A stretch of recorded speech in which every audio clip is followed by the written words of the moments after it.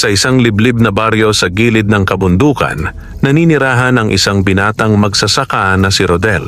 Siya ay 22 taong gulang, tahimik, masipag, at kilala sa baryo bilang magaling magtanim ng kamote. Araw-araw ay maaga siyang nagigising upang bungkalin ng lupa, linisin ang damo, at alagaan ang mga halamang nagbibigay sa kanya ng kabuhayan. Ang taniman niyang kamote ay nasa paanan ng bundok, kung saan madalas din naglalabasan ang mga nilalang na hindi nakikita ng karaniwang tao. Isang gabi ng kabilugan ng buwan, matapos niyang diligin ang mga tanim, nakarinig siya ng mahinang iyak sa gilid ng kanyang taniman. Unay inakala niyang hayop lamang ito, marahil isang kuting o batang aso na naligaw. Ngunit nang lapitan niya, nagulat siya sa kanyang nakita. Isang maliit na nilalang, kasing laki lamang ng bata, ngunit malinaw na hindi tao. Ito'y isang duwende, may suot na lumang barot saya at halatang buntis. Namimilipit ito sa sakit, hawak ang kanyang tiyan at tila naghihingalo. "Binata, tulungan mo ako." Mahinang bulong ng duwende habang tumutulo ang luha sa kanyang mga mata. Nanlaki ang mga mata ni Rodel. Hindi niya akalain na makakaharap siya ng ganitong nilalang. Noon lamang niya nakita ng harapan ng isang engkanto at hindi niya alam kung ano ang gagawin. Nanginginig ang kanyang tuhod, ngunit nanaig ang awa sa kanyang puso. Lumuhod siya at tinanong ang duwende, "Anong nangyari sa iyo, inang duwende? Bakit ka nag-iisa at buntis ka pa?" Huminga ng malalim ang duwende bago nagsalita. "Ako si Amaya, isang duwende mula sa kaharian sa ilalim ng punong balete. Nagtago ako rito dahil may mga kasamahan akong nais akong saktan at agawin ang anak ko. Ang aking sanggol. Siya ay pinapanganak na may dalang kapangyarihan at natatakot ako na baka gamitin nila sa kasamaan ng kanyang buhay. Binata, ikaw lamang ang nakita kong may malinis na puso. Pakiusap, tulungan mo ako magtago at mabuhay ang aking anak." Hindi makapaniwala si Rodel sa narinig. Paano siya, isang simpleng magsasaka, ay magiging tagapagtanggol ng isang duwende? Ngunit nang makita niya ang paghihirap sa mukha ng nilalang, ay hindi na siya nagdalawang isip. "Ina, tutulungan kita. Maari kang manatili sa maliit kong kubo. Walang ibang pupunta roon kundi ako. Doon ka ligtas." Ngumiti ng bahagya si Amaya, kahit nanghihina. "Salamat, Rodel. Ngunit mag-ingat ka, sapagkat ang mga naghahanap sa akin ay hindi basta-basta. May kapangyarihan silang lumusot sa anino at kaya nilang lasunin ang lupa kung nanaisin."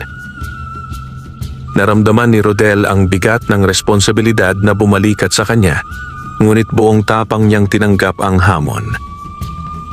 Dinala niya ang duwende sa kanyang kubo sa gilid ng taniman, at doon nagsimula ang kanyang kakaibang tungkulin, ang maging bantay ng isang duwendeng buntis at ng sanggol na isisilang nito. Hindi niya alam na sa pagpasok ng duwendeng iyon sa kanyang buhay, magsisimula ang sunod-sunod na pagsubok at pakikipagsapalaran na magbabago sa kanyang kapalaran magpakailanman. Sa unang gabi na nanatili si Amaya, ang duwendeng buntis sa kubo ni Rodel, ramdam na agad ng binata ang bigat ng kanyang bagong pananagutan. Nakahiga sa banig ang duwende, mahina at bahagyang nanginginig, habang si Rodel naman ay nakabantay na para bang isa siyang sundalong nagbabantay sa kampo. Sa labas, malamig ang simoy ng hangin at kumukutitap ang mga alitap-tap sa paligid ng taniman ng kamote. Ngunit kasabay ng ganda ng gabi, may kakaibang katahimikan na bumabalot sa paligid. Para bang nakikinig ang kalikasan sa bawat tibok ng puso ni Rodel. Biglang narinig niya ang mahihinang yabag. Hindi hakbang ng tao, kundi tila mga paang nagkikiskisan sa lupa na walang sapin. Tumayo siya at lumabas ng kubo. Sa gilid ng kanyang taniman, nakita niya ang mga aninong mabilis na dumadaan, parang mga usok na dumadaloy kasabay ng hangin. Kinabahan siya. Naalala niya ang babala ni Amaya.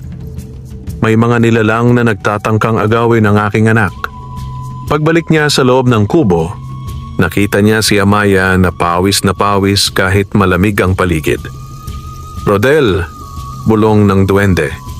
Naririto na sila, ang mga itim na anino. Mga duwende silang itinakwil sa aming kaharian dahil pinili nilang maging alipin ng kasakiman.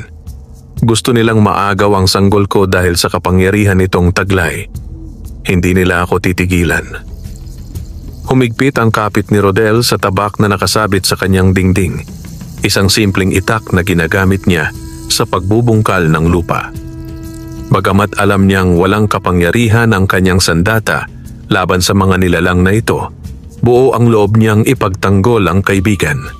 "Habang nasa kubo kita, walang makakapasok dito," mariin niyang wika. "Kahit buhay ko pa ang kapalit."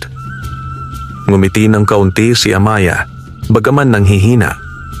"Hindi sapat ang tapang lang, Rodel. May paraan para magkaroon ka ng lakas laban sa kanila." Sa ilalim ng pinakamalaking punong kamote sa iyong taniman, nakabaon ang isang batong may agimat. Noon pa man, ipinagkatiwala iyon ng aming lahi sa lupaing ito. Kaya't lumago ng husto ang tanim mong kamote dahil pinoprotektahan nito ang iyong sakahan. Hukayin mo iyon at gamitin laban sa mga itim na anino. Hindi na nagaksaya ng oras si Rodel. Lumabas siyang muli, dala ang itak at tinungo ang punong kamote na tinutukoy ni Amaya. Habang humuhukay, ramdam niyang palapit ng palapit ang mga anino. Ang hangin ay lumalamig at ang mga kuliglig ay natahimik. Ilang sandali pa natagpuan niya ang isang maliit na bato na kulay luntian at kumikislap sa ilalim ng lupa.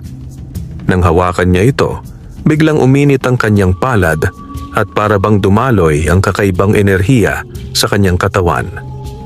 Kasabay nito, lumitaw ang 3 anino sa gilid ng kanyang taniman.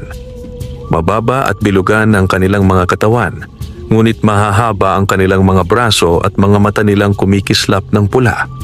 Humahalakhak ang mga ito, tila mga gutom na mababangis na hayop.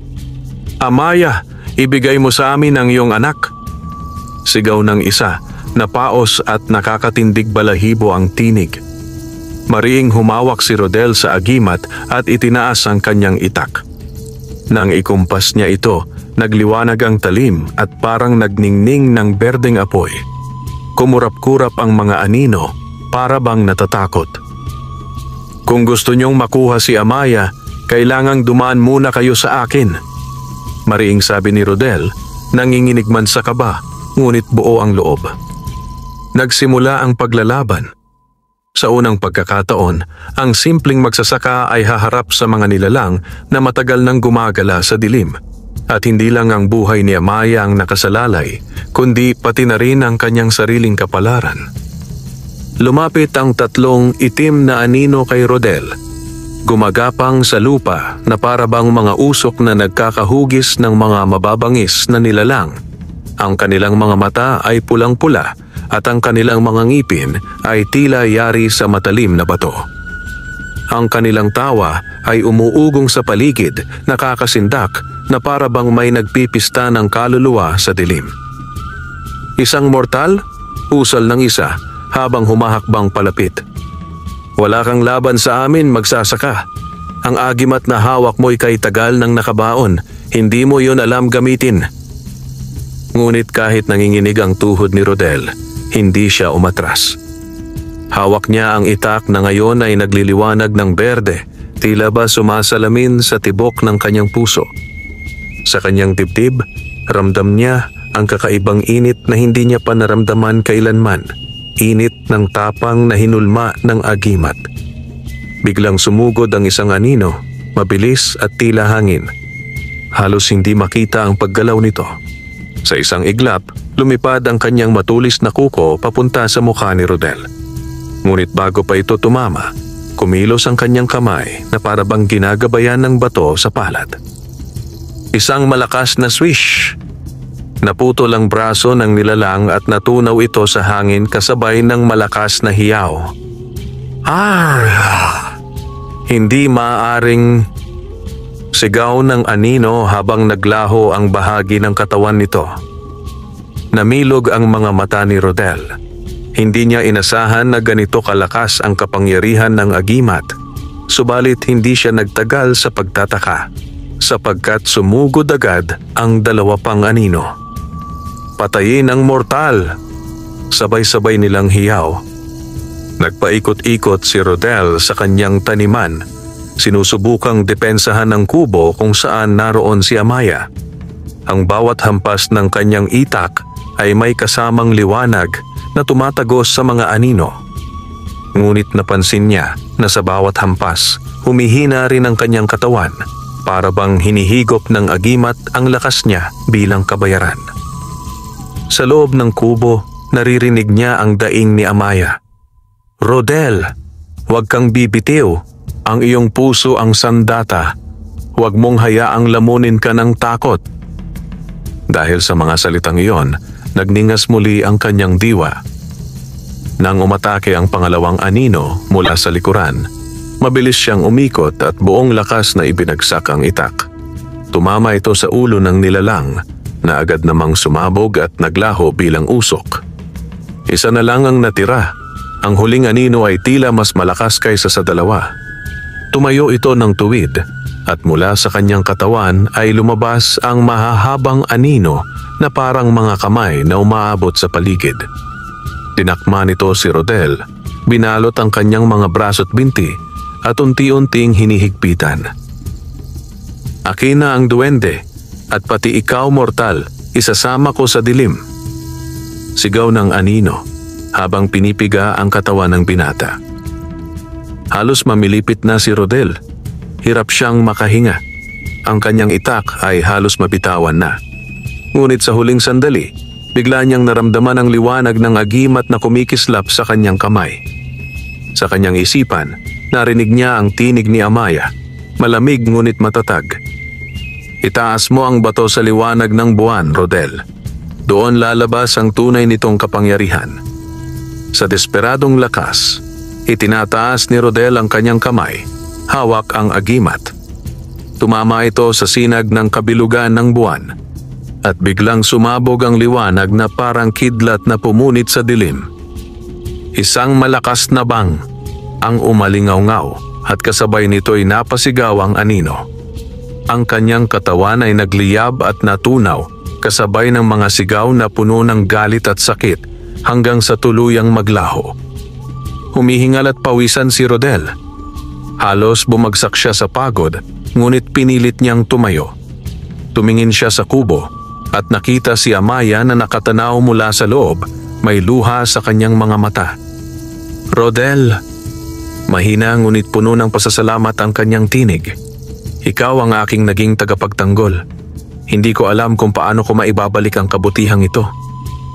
Ngunit bago pa siya makapagsalita, biglang umihip ang malamig na hangin at muling dumilim ang paligid. Sa malayo, sa gilid ng kagubatan, nakita ni Rodel ang mga matang pula na nagkukumpol-kumpol, mas marami pa kaysa kanina. Hindi pa pala tapos ang lahat. Ang tatlong itim na anino na kanyang natalo ay mga pasimula lamang. Ang totoong panganib ay paparating pa lamang. Pagkatapos ng labanan, hindi pa man tuluyang nakakahinga si Rodel, ay ramdam na niya ang muling pag-igting ng panganib. Mula sa kagubatan, lumilitaw ang mas marami pang mga pulang mata. 1, 2, 10, hanggang sa tila daan-daan ang kumikislap sa dilim. Ang kanilang mga halakhak ay kumakalat sa paligid, nakakasulasok, at para bang mismong hangin ay nalason ng kanilang presensya. Nanginginig ang mga dahon ng kamote at ang lupa ay tila umuuga. Lumitaw mula sa gitna ng mga anino ang isang mas malaki at mas nakakatakot na nilalang. Ang kanyang katawan ay mas mataas kaysa sa karaniwang duwende, halos kasing taas ng isang tao. Balot siya ng makapal na usok na kulay abo at sa kanyang noo ay may 3 matang pula na sabay-sabay kumikislap. "Ikaw ang mortal na naglakas loob humadlang sa amin?" Mababang umuugong na tinig ng pinuno. Ako si Gurbas, hari ng mga itim na anino. Dugo mo at ng duwending iyan ang magbibigay sa amin ng walang hanggang kapangyarihan. Napatigilan si Rodel. Ang lakas na kanyang ginamit sa pakikipaglaban ay halos naupos na. At kahit may hawak siyang agimat, ramdam niya na mas mabigat ang enerhiya ni Gurbas kaysa sa 3 anino kanina. Sa loob ng kubo, naririnig ni Amaya ang lahat. Mahigpit ang kapit niya sa kanyang tiyan, ramdam ang paggalaw ng sanggol sa kanyang sinapupunan. "Rodel!" sigaw niya, puno ng pangamba. "Ang agimat na hawak mo ay hindi lamang sandata. May kakayahan itong sumanib sa iyong puso at isipan. Ngunit tandaan mo, kapag ginamit mo ito ng walang balanse, maaari ka ring lamunin ng kapangyarihan nito." Naguguluhan si Rodel, ngunit wala siyang oras para mag-isip. Sa isang iglap, kumilos si Gurbas at ang kanyang mahahabang anino ay tumalilis na parang mga sibat. Agad na napilitan si Rodel na umiwas, gumulong sa lupa at itinapat ang kanyang itak. Nang magbanggaan ang anino at ang liwanag ng agimat, kumalat ang isang malakas na pagsabog na nagpagiba sa ilang bahagi ng taniman ng kamote. Napasigaw si Rodel. Hindi niya akalain na kayang wasakin ni Gurbas ang mismong lupang matagal na niyang inalagaan. Ang kanyang puso ay sumakit, hindi lamang dahil sa takot, kundi dahil sa pangambang masira ang taniman na siyang bumubuhay sa kanya. "Walang saysay ang pakikipaglaban mo, mortal!" Bulalas ni Gurbas habang dumarami ang mga aninong dumidikit sa kanyang katawan. Ang lupa, ang halaman, pati ang hangin, lahat ay magiging alipin ng dilim. Ngunit bago pa siya tuluyang lamunin ng panghihina, biglang may nangyari. Ang agimat na nasa kamay ni Rodel ay nagliwanag muli, mas maliwanag kaysa dati. Ang liwanag ay kumalat sa buong taniman ng kamote. Ang bawat dahon, bawat ugat, at bawat tangkay ay kumikislap ng luntiang enerhiya. Para bang ang mismong lupa ay nagising, tumutulong kay Rodel. Naramdaman ng binata na parang dumadaloy sa kanyang katawan ang lakas ng buong taniman. Ang kanyang mga sugat ay unti-unting naghihilom at ang kanyang katawan ay bumigat sa kapangyarihan. "Hindi mo mauunawaan, Gurbas!" sigaw ni Rodel habang muling itinaas ang kanyang itak na nagliliyab ng berde. "Ang lupang ito ay hindi mo maaangkin. Ang mga ugat ng kamote ay hindi para sa kasakiman, kundi para sa buhay at kabutihan." Isang malakas na kalabog ang sumunod nang magsalpukan muli ang mga anino ni Gurbas at ang liwanag ng agimat. Ang gabi ay tila naging araw dahil sa liwanag na nagmumula sa kamay ni Rodel. Ngunit kahit anong lakas ang ibigay ng lupa sa kanya, alam niyang hindi pa tapos ang labanan. Sa bawat hampas niya laban kay Gurbas, mas lalo ring lumalakas ang pinuno ng mga itim na anino, tila kumukuha ng kapangyarihan mula sa dilim ng gabi. Sa huli, humarap si Gurbas at ngumisi, sabay sabing, "Kung ganoon, mortal, subukin natin kung hanggang saan ang tatag ng iyong puso. Kung hindi ka bibigay, ang duwending iyon ang babagsak." At sa isang iglap, tumilapon ang mga anino patungo sa kubo ni Amaya. Napakagatlabi si Rodel. Alam niyang kailangan niyang pumili. Ililigtas ba niya ang kanyang sariling buhay laban kay Gurbas o tatakbo siya upang ipagtanggol ang duwending buntis na siyang pinangako niyang iingatan? Halos mabasag ang dibdib ni Rodel sa kaba nang makita niyang tumilapon ang mga anino ni Gurbas patungo sa kubo. Sa loob ay naroon si Amaya, humihingal at mahigpit ang yakap sa kanyang tiyan. Ramdam ni Rodel na kung hindi siya kikilos, magugupo ang kubo at madudukot ng mga nilalang ang duwendeng kanyang ipinangakong poprotektahan. "Hindi ko sila hahayaang makapasok," sigaw niya, sabay takbo patungo sa kubo. Sumalubong sa kanya ang ilang maliliit na anino na tila mga bantay ni Gurbas. Agad niyang inundayan ng itak ang isa at nagliyab ito ng berde, tumagos sa katawan ng nilalang hanggang sa ito'y maglaho na parang usok.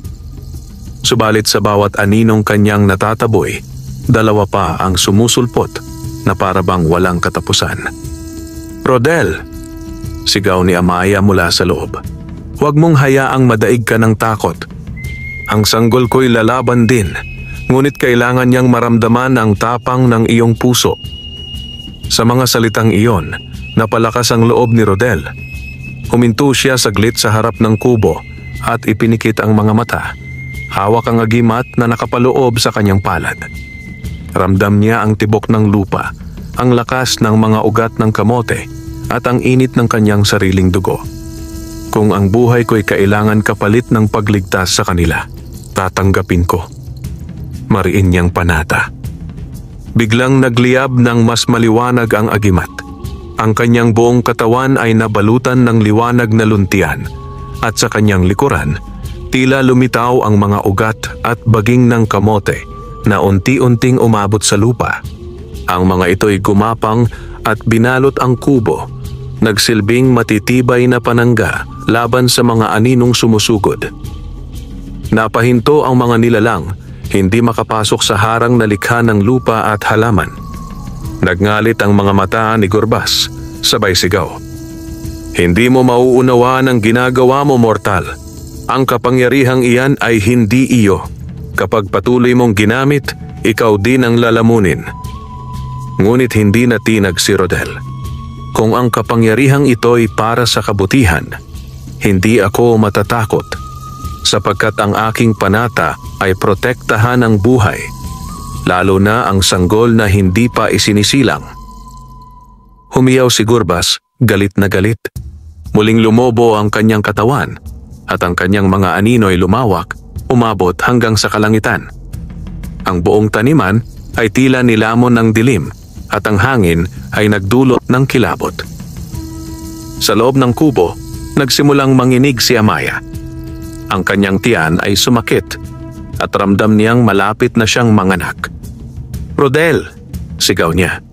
"Wala na akong oras. Kailangang ipagtanggol mo ako hanggang sa mailuwal ko ang aking anak." Nang marinig ito ni Rodel, tumindig siya ng mas matatag. Itinaas niya ang itak na nagliliyab ng berde at sa isang malakas na sigaw ay binalot siya ng liwanag na tila nagmula sa buong taniman ng kamote. Ang mga ugat ay mas lumakas, ang mga dahon ay kumislap, at ang mismong lupa ay umangat upang bumuo ng isang pader laban kay Gurbas. Ngunit alam ni Rodel sa kanyang puso na ito'y pansamantala lamang. Hindi niya alam kung hanggang kailan tatagal ang kanyang lakas. Ang tanong sa kanyang isip, sapat ba ang kanyang tapang upang labanan ang isang hari ng dilim habang pinoprotektahan ang isang duwending buntis na malapit ng manganak? At sa gitna ng kaguluhan, sa kauna-unahang pagkakataon, narinig nila ang iyak ng isang sanggol mula sa sinapupunan ni Amaya. Mahina pa, ngunit malinaw. Isang tanda na malapit na ngang isilang ang bagong nilalang na siya ring dahilan ng labanang ito. Ang gabi ay tila naging digmaan ng liwanag at dilim. Sa labas ng kubo, nakikipaglaban si Rodel sa walang humpay na mga anino ni Gurbas, habang sa loob na may naghihirap si Amaya, hawak ang kanyang tiyan, halos mapunit sa sakit. Ang bawat hampas ng itak ni Rodel ay may kasamang liwanag na luntian, ngunit bawat atake rin ni Gurbas ay tila may dalang dagundong ng impyerno. Ang taniman ng kamote ay nanginginig sa bawat salpukan ng kanilang kapangyarihan. "Hindi mo kami matatalo, mortal!" sigaw ni Gurbas, sabay-sabay ng napakaraming anino na mistulang mga ahas na gumagapang sa lupa. Ngunit itinaga ni Rodel ang kanyang itak at mula rito'y sumambulat ang liwanag na tumama sa mga anino. Nagwasak sa ilan, ngunit patuloy ding dumarami ang iba. Sa kanyang dibdib, ramdam niya ang mabilis na pagtibok ng kanyang puso at ang unti-unting pagkahapo ng kanyang katawan. Sa loob ng kubo, si Amaya ay napapasigaw sa sakit. "Rodel, malapit na. Kailangan kong mailuwal ang aking anak ngayon o tuluyan tayong mapapahamak." Napalingon si Rodel saglit. at sa kanyang puso'y naghalo ang takot at pananabik. Hindi siya maaaring pumalya. Kung hindi niya mapoprotektahan si Amaya sa mga sandaling ito, mawawalan ng saysay ang lahat ng kanyang ipinaglaban. Lumapit pa si Gurbas, nakangisi at nagsalita. Kung isisilang ngayon ang sanggol na yan, ako ang unang kakain sa kanyang puso. Ang kapangyarihan ng kanyang dugo ay magiging akin. Sa sobrang galit, sumigaw si Rodel. Hindi mo siya makukuha, halimaw ka. Itinaas niya ang agimat at pinilit na ibuhos ang lahat ng natitirang lakas. Biglang gumalaw ang lupa at mula rito, nagsulputan ng mga ugat ng kamote na parang mga buhay na nilalang. Binalot nila ang kubo, naging tila dambuhalang pugad ng liwanag na hindi mapasok ng mga anino. Napaatras si Gurbas, napasigaw sa inis. Huwag mong isipin na magtatagal ang depensa mong iyan, mortal. Kapag sumikat ang araw, mawawala ang kapangyarihan ng agimat na hawak mo. Ngunit hindi siya pinansin ni Rodel. Buong tapang niyang hinarangan ang bawat aninong sumusubok lumusot habang nakikinig sa daing ni Amaya sa loob ng kubo. Makalipas ang ilang sandali, dumagundong ang isang napakalakas na iyak mula sa loob. Hindi na tinig ng duwende, kundi tinig ng bagong silang na sanggol. Ang kubo ay biglang napuno ng gintong liwanag na humalo sa luntiang ningning ng agimat. Napatigil ang lahat, pati si Gurbas. Ang mga anino ay napaatras, natupok sa bawat sigaw ng sanggol. Ang hangin ay nagbago, tila naging mas magaan at ang mismong lupa ay kumalma. Si Rodel, humihingal at sugatan, ay napangiti. Isinilang na ang anak niya, bulong niya sa sarili. Ngunit si Gurbas ay hindi umatras ng tuluyan. Sa halip, mas lalo itong nagngalit at ang kanyang tatlong mata ay kumislap na parang naglalagablab. Hindi pa tapos ang lahat, mortal. Kung hindi ko makukuha ang sanggol ngayon, sisiguraduhin kong wala kang aabutan bukas. Bago pa man tuluyang umatras ang mga anino, isang huling atake ang inihanda ni Gurbas. Isang itim na sibat na nagmula sa kanyang katawan, mabilis na tumama at dumiretso sa dibdib ni Rodel. Napasigaw ang binata, bumagsak sa lupa at dumilim ang kanyang paningin. Sa loob ng kubo, hawak-hawak ni Amaya ang kanyang sanggol at napaiyak sa takot at lungkot. Rodel, huwag kang bibitaw. Ngunit sa kanyang dibdib, kahit nakahandusay, muling nagliwanag ang agimat. Mahina pa, ngunit kumikislap. Parang hindi pa tapos ang laban ng magsasaka. Nakabulagta si Rodel sa lupa, halos mawalan ng malay. Ang sibat ng dilim na ibinato ni Gurbas ay nakabaon sa kanyang dibdib at ang malamig na enerhiya nito ay unti-unting sumisipsip ng kanyang lakas. Ang kanyang mga mata ay dahan-dahang pumipikit, ngunit sa kanyang palad, mahigpit pa rin niyang hawak ang agimat na nagliliwanag ng mahina. Sa loob ng kubo, nakayakap si Amaya sa kanyang bagong silang na sanggol. Ang sanggol ay umiiyak, ngunit sa bawat iyak nito, may kakaibang kislap na nagmumula sa kanyang mga mata. Ang liwanag ay sumisingaw mula sa kanyang maliit na katawan na para bang siya mismo'y isinilang upang maging sagisag ng pag-asa. Rodel. Mahinang bulong ni Amaya, bakas ang pangamba sa tinig. Huwag kang bibitaw. Ang iyong puso ang unang tumanggap sa panata ng lupa. Kung mawawala ka, mawawala rin ang lakas ng agimat. Ngunit si Gurbas ay muling humalakhak, mabigat at nakakasindak. Wala nang magagawa ang mortal na ito. Ang kanyang dugo'y aking magiging handog upang mas lalong palakasin ang aking anino. Ang sanggol na hawak mo, Amaya, ay susunod din sa kanya. Sa galit, itinaas ni Gurbas ang kanyang mga kamay at mula sa lupa ay sumibol ang mas marami pang anino, higit pa sa mga nauna. Parang dagat ng kadiliman na unti-unting lumalamon sa buong taniman ng kamote. Ngunit bago tuluyang sumalakay ang dilim, biglang may nangyari. Ang agimat sa kamay ni Rodel ay nagliwanag ng mas maliwanag kaysa kailanman.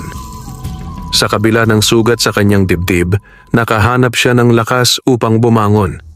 Ang kanyang mga mata ay kumislap ng berde at sa kanyang paligid nag-ugat mula sa lupa ang mga baging ng kamote na tila mga sandata ng kalikasan.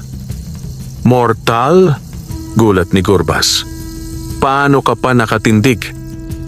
Dahan-dahan tumayo si Rodel kahit nanginginig at tumudugo. Hindi pa tapos ang laban. Hanggat may lupa, hanggat may buhay na inaalagaan, hindi ako bibitiw. Sa puntong iyon, parang nagising ang mismong taniman. Ang bawat ugat at dahon ng kamote ay nagningning. Bumuo ng isang higanting kalasag sa paligid ng kubo. Ang liwanag mula sa sanggol ni Amaya ay humalo sa lakas ng agimat ni Rodel at ang dalawang enerhiya ay nagsanib. Isang malakas na alon ng liwanag ang kumawala, tumama sa mga anino at nagpatalsik sa kanila papalayo. Ang ilan ay natunaw agad, ngunit si Gurbas ay nanatiling nakatayo, galit na galit, bagaman nasugatan ng liwanag. Ang kanyang tatlong mata ay nagdugo at ang kanyang katawan ay bahagyang nabiyak. "Hindi kayo makakatakas," sigaw niya, sabay sabog ng itim na alon na sumira sa paligid. Ngunit muli siyang hinarangan ni Rodel, hawak ang kanyang itak na naglalagablab ng liwanag. Tumama ang dilim sa kanyang katawan, ngunit hindi siya natumba.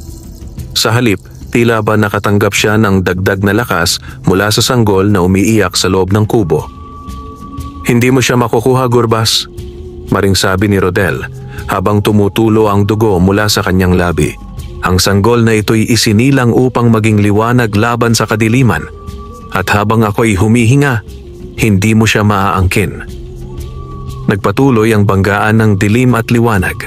Ang lupa'y yumanig, ang hangin ay umungol, at ang gabi ay naging parang mismong larangan ng mga Diyos at halimaw. Ngunit sa gitna ng lahat ng ito, unti-unti ring naramdaman ni Rodel ang bigat ng kanyang sugat. Alam niyang hindi siya magtatagal. Ang tanong, sapat ba ang kanyang natitirang lakas upang tuluyang tapusin si Gurbas bago siya tuluyang bumigay? Naglalaban ang dilim at liwanag sa taniman ng kamote. Ang bawat hampas ng itak ni Rodel ay kumikislap ng luntian, samantalang ang bawat atake ni Gurbas ay nagbabalot ng nakakasulasok na usok. Ang lupa ay nanginginig, ang mga halaman ay naglalagablab ng enerhiya, at ang mismong gabi ay tila bumiyak upang maging larangan ng dalawang magkaibang puwersa. Sa loob ng kubo, nakayakap si Amaya sa kanyang sanggol. Ngunit kakaiba ang bata. Ang kanyang mga mata ay kumikislap ng ginto at berde, at bawat iyak niya ay lumilikha ng alon ng liwanag na pumapawi sa mga anino. "Anak ko!" bulong ni Amaya habang pinagmamasdan ito. "Ikaw ang ipinangakong liwanag ng aming lahi. Ikaw ang sagot sa kasamaan ng mga itim na anino." Naramdaman niyon ni Rodel. Habang patuloy na hinaharap si Gurbas, tila may dumadaloy na kakaibang lakas sa kanyang mga ugat. Init na hindi lamang galing sa agimat, kundi mula sa sanggol. Parang may kamay na humahawak sa kanyang kaluluwa at nagsasabing, "Labanan mo siya hanggang dulo." Galit na galit si Gurbas. "Hindi ko hahayaan na ang isang bagong silang na nilalang ang magpapabagsak sa akin." Ang kanyang katawan ay lumaki, halos kasing laki na ng punong balete. Ang kanyang tatlong mata ay nagapoy at mula sa kanyang bibig ay lumabas ang isang haligi ng dilim na tumama kay Rodel. Napaatras si Rodel, halos sumuko na ang kanyang katawan. Ang kanyang dibdib ay muling bumuka, dumugo ang sugat mula sa naunang sibat. Ngunit bago siya tuluyang matumba, sumiklab ang agimat sa kanyang kamay at nagpakawala ng liwanag na sumanib sa sigaw ng sanggol. Sa isang iglap, nagdikit ang kapangyarihan ng magsasaka at ng sanggol. Lumitaw ang isang gintong aura na bumalot kay Rodel. Ang kanyang itak ay naging parang espada ng purong liwanag at ang kanyang mga sugat ay bahagyang naghilom. Napanganga si Gurbas. Imposible. Paano nagkakaisa ang dugo ng tao at ng lahi ng duwende? Mabilis na sumugod si Rodel, hawak ang nagliliyab na itak. Bawat hampas niya ay tumatama sa katawan ni Gurbas, nag-iiwan ng malalalim na sugat na lumalabas ang usok. Ang sigaw ng sanggol ay lalong nagpapatindi sa bawat atake, para bang ito mismo ang nagbibigay ng lakas kay Rodel. Ngunit hindi pa rin nagpatalo si Gurbas. Kung ganoon, sisirain ko kayong lahat. Sigaw niya, sabay sabog ng isang dambuhalang anino na bumalot sa buong taniman. Ngunit sa sandaling iyon, pumikit si Amaya at hinaplos ang noo ng kanyang anak. Anak ko, ipakita mo na ang iyong kapangyarihan. Ikaw ang magwawakas sa dilim. Tumigil ang sanggol sa pag-iyak. Sa halip, bumukas ang kanyang mga mata na kumikislap ng purong ginto. Mula sa kanyang maliit na katawan, isang sinag ng liwanag ang lumabas, tumagos sa dingding ng kubo at dumiretso sa langit. Nagliwanag ang buong baryo at ang mga aninoy napasigaw at naglahong lahat. Si Gurbas ay natamaan ng sinag at ang kanyang katawan ay nagsimulang magbitak-bitak. Ang kanyang tatlong mata ay pumutok at ang kanyang katawan ay unti-unting natutunaw na parang abo. Hindi maaari, sigaw ni Gurbas habang unti-unti siyang nilalamon ng liwanag. Ako ang hari ng dilim, hindi kayo. Ngunit hindi na niya natapos ang kanyang salita. Sa isang iglap, sumabog ang kanyang katawan at naglaho sa hangin. Iniwan lamang ang abo na tinangay ng hangin ng gabi. Humihingal si Rodel, halos mawalan ng lakas, ngunit nakatayo pa rin. Pinagmamasdan niya ang liwanag na bumabalot sa kubo. Ang mga ugat ng kamote ay dahan-dahang bumalik sa lupa at ang gabi ay muling nagbalik sa katahimikan. Natahimik ang lahat, tanging tunog ng sanggol ang naririnig, ngunit ngayon ay hindi na iyak, kundi mahina at payapang huni. Si Rodel ay napaluhod, hawak pa rin ang agimat. Natapos na ba talaga? Bulong niya sa sarili. Ngunit sa kanyang dibdib, nararamdaman pa rin niya ang pintig ng kapangyarihan. Parang may natitirang laban na hindi pa tuluyang nagwawakas. Tahimik na ang paligid matapos ang naganap na labanan. Ang abo ni Gurbas ay tinangay ng hangin at ang mga aninong minsang bumalot sa taniman ng kamote ay tuluyan ng naglaho. Ngunit kahit tapos na ang digmaan, ramdam ni Rodel na hindi pa rito nagtatapos ang kanilang pakikipagsapalaran. Nakahandusay siya sa lupa, hingal na hingal, halos wala ng lakas. Sa kanyang dibdib, bahagya pa ring dumudugo ang sugat mula sa sibat ng dilim. Ngunit sa kabila ng sakit, napangiti siya nang marinig ang mahina at payapang iyak ng sanggol. Lumabas si Amaya mula sa kubo. Dala ang kanyang anak na balot sa puting tela. Bagamat pagod at nanghihina, may kakaibang liwanag sa kanyang muka. Rodel, mahina niyang wika. Nagawa mo. Nailigtas mo kami. Kung hindi dahil sa iyong tapang at panata, wala na kami ngayon. Napatingin si Rodel sa sanggol. Ang mga mata nito ay kumikislap ng gintong liwanag at ang bawat galaw ay tila may dalang init at kapayapaan. Ngunit kasabay ng ngiti ni Amaya ay ang mabigat na pagbubunyag. Ngunit dapat mong malaman ang totoo, sabi niya habang mariing nakatingin sa binata. Ang aking anak ay hindi karaniwang duwende. Siya ang bunga ng isang lumang propesiya. Isinilang siya upang maging tulay ng dalawang mundo, ng tao at ng aming lahi. Ngunit dahil sa kapangyarihan niyang taglay, marami pang kagaya ni Gurbas ang maghahangad na siya'y maagaw. Napatitig si Rodel, pinakiramdaman ang bigat ng sinabi ni Amaya. Kung ganoon, sagot niya, hindi pa tapos ang laban. Kung ako ang kailangan upang ipagtanggol siya, gagawin ko. Umiling si Amaya. Hindi mo nauunawaan, Rodel. Ang laban na ito'y higit pa sa iyo, higit pa sa akin. Ang aking anak ay tinaguriang sanggol na liwanag sa aming propesiya. Kapag siya'y lumaki, siya ang magiging susi upang muling maibalik ang balanse sa mundo. Ngunit habang siya'y bata pa, ikaw lamang ang itinakdang tagapangalaga. Sa sandaling iyon, naramdaman ni Rodel ang bigat ng kapalaran na itinakda sa kanya. Siya, isang simpleng magsasaka, ay biglang naging bantay ng isang sanggol na magpapasya ng kapalaran ng dalawang mundo.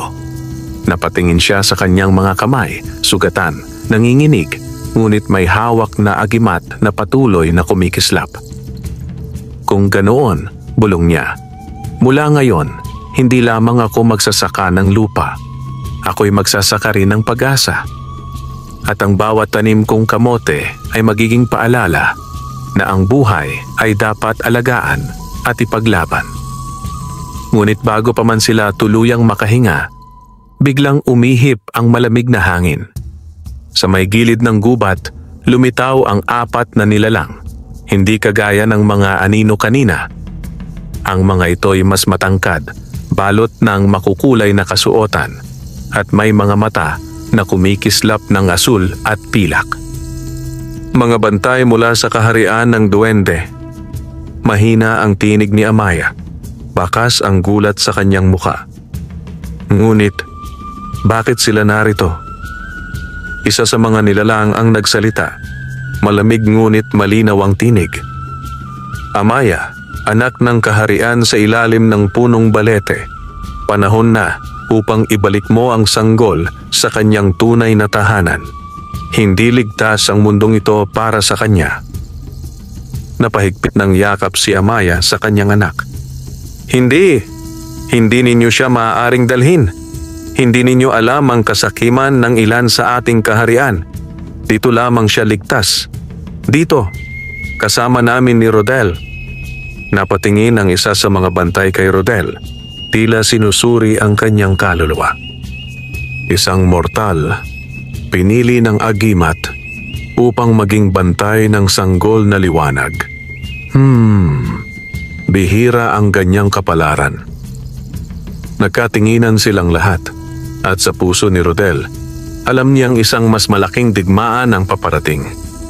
Hindi lamang laban sa mga nilalang ng dilim, kundi pati na rin laban sa mga nilalang ng liwanag, mga makapangyarihan sa kabilang mundo na may kanya-kanyang layunin para sa sanggol. Sa katahimikan ng gabi, marahang humawak si Rodel sa itak at tumindig. Kung sino man ang susubok na agawin siya, duwende man o tao, haharapin ko, hindi ko sila bibitawan. Ngumiti si Amaya, bagamat may luha sa kanyang mga mata. Salamat, Rodel. Ngunit tandaan mo, ito pa lamang ang simula. At doon nagsimula ang panibagong yugto. Ang pakikibaka hindi lamang laban sa dilim, kundi laban sa mismong kapalaran na nagbabalak baguhin ang lahat. Tahimik na nakatayo ang 4 na bantay ng kaharian sa harap ni Rodel at Amaya. Ang kanilang mga mata ay kumikislap ng bughaw at pilak. Malamig ang mga titig at wari walang bahid ng awa. Sa kanilang mga kamay ay may hawak silang mahahabang sibat na yari sa gintong kahoy, kumikislap sa ilalim ng liwanag ng buwan. Amaya, wika ng isa, may tinig na tila dumadagundong ngunit banayad. Ang sanggol na hawak mo ay hindi iyo lamang. Siya ay anak ng kaharian. Ang kanyang kapangyarihan ay dapat ibalik at pagyamanin sa ilalim ng aming pamamahala. Dito, sa mundo ng tao, siya ay laging nasa panganib. Mariing umiling si Amaya, mas hinigpitan ang pagkakayakap sa anak.